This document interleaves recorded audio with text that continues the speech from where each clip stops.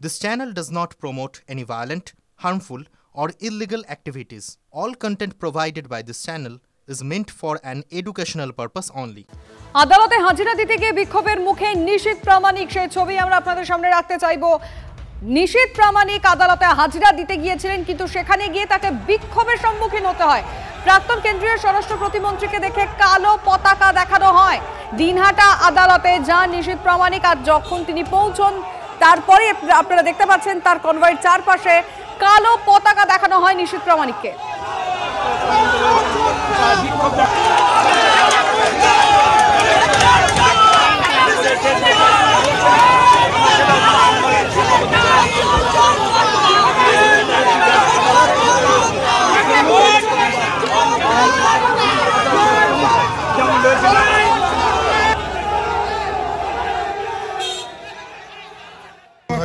সালের একটা কেস এবং এখানে যে ধারা দেওয়া হয়েছে বা অবজেকশন করা হয়েছে যে পলিটিক্যাল কনস্পিরেসি, মানে কোনো যে ঘটনাটা ঘটেছে তার পেছনে কারা চক্রান্তকারী।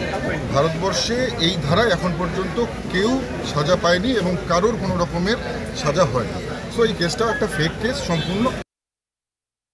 কুচবিহারের মানুষ বাংলার বাইরে বেশি আক্রান্ত হচ্ছে। কুচবিহারের মানুষকে ঘরছাড়া করে দেওয়া হচ্ছে। কুচবিহারের মানুষের বাড়ির বাতির লাইন কেটে দেওয়া হচ্ছে, জলের লাইন কেটে দেওয়া হচ্ছে, পুলিশ স্টেশনে নিয়ে গিয়ে মারধর করা হচ্ছে, বাংলাদেশি বলে তাদের উপর মানসিক অত্যাচার করা হচ্ছে। স্বাভাবিকভাবেই কুচবিহারের মানুষের মধ্যে একটা ক্ষোভ সৃষ্টি হয়েছে, তার জন্য বিক্ষোভ দেখিয়েছে। কাকসায় আমাদের পাড়া আমাদের সমাধান শিবিরের সামনে সিপিএম এর শিবির ক্যাম্প করে সাধারণ মানুষকে সহায়তার পাল্টা কর্মসূচি বামেদের। 34 বছরে কেন সাহায্য করেননি খোঁচা মন্ত্রী শশী পাঞ্জা।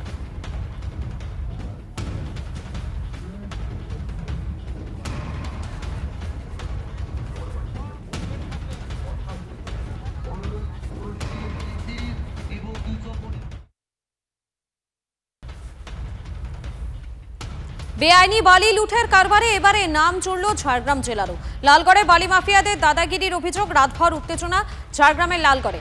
রাস্তায় গাছের গুঁড়ি ফেলে পথ অবরোধ গ্রামবাসীদের, অবরোধে আটকে যায় সমস্ত বালির গাড়ি। অভিযোগ এরপরই গুন্ডা বাহিনী নামায় খাদান মালিক। অভিযোগ আগ্নেয়াস্ত্র সহ হামলা চালায় দুষ্কৃতীরা, ভেঙে দেওয়া হয় গ্রামবাসীদের ফোন। এলাকায় পুলিশ মোতায়েন রয়েছে, পুলিশ এলাকা ছাড়তে ফের মারধরের হুমকি দেওয়া হচ্ছে বলে দাবি গ্রামবাসীদের। আর এই মুহূর্তে যে আপডেটে নজর থাকবে, এবিভিপির বিক্ষোভে উত্তাল হলো বাঁকুড়ার ডিএম অফিস চত্বর। সেই ছবিটা দেখুন একবার। এবিভিপির কর্মী সমর্থকেরা তারা সেখানে ডিএম অফিসে আসেন বিক্ষোভ দেখাতে, এবং সেই বিক্ষোভ কর্মসূচিকে কেন্দ্র করে রীতিমতো উত্তাল পরিস্থিতি হয়। হীরক মুখার্জি রয়েছেন আমাদের সঙ্গে। হীরক, ঠিক কি কারণে এই উত্তপ্ত পরিস্থিতি?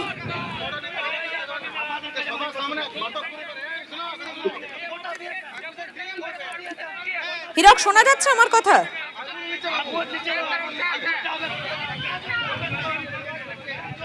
আমরা আবারও আমাদের প্রতিনিধি হীরকের সঙ্গে যোগাযোগ করব। তবে এই মুহূর্তে যে ছবি আপনাদেরকে দেখাচ্ছি, বাঁকুড়ার ছবি দেখতে পাচ্ছেন, সেখানে ডিএম অফিসের বাইরে বিজেপির যারা কর্মী সমর্থকেরা রয়েছেন, এবিভিপির বিক্ষোভ চলে এবং সেই বিক্ষোভকে কেন্দ্র করে রীতিমতো উত্তাল হয় পরিস্থিতি। আমাদের সঙ্গে রয়েছেন আমাদের প্রতিনিধি হীরক রয়েছেন। হীরক, এই মুহূর্তে সেখানে কি পরিস্থিতি? মধুকল্পিতা, দেখো এই মুহূর্তে হীরক, তোমার কথা ভীষণ অস্পষ্ট আসছে, তুমি যদি একটু জায়গা পরিবর্তন করে জানাতে পারো।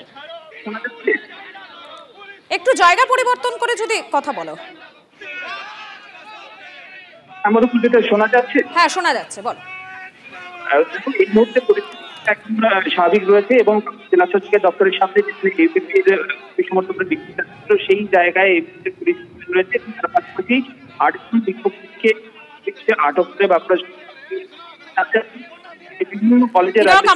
তোমার কথা ভীষণ অস্পষ্ট, আমরা আবারও পরবর্তীতে তোমার সঙ্গে যোগাযোগ করবো। তবে এই মুহূর্তে যে ছবিটা দেখাচ্ছি বাঁকুড়া ডিএম অফিসের বাইরে, সেখানে এবিভিপির বিক্ষোভের রীতিমতো বিক্ষোভ।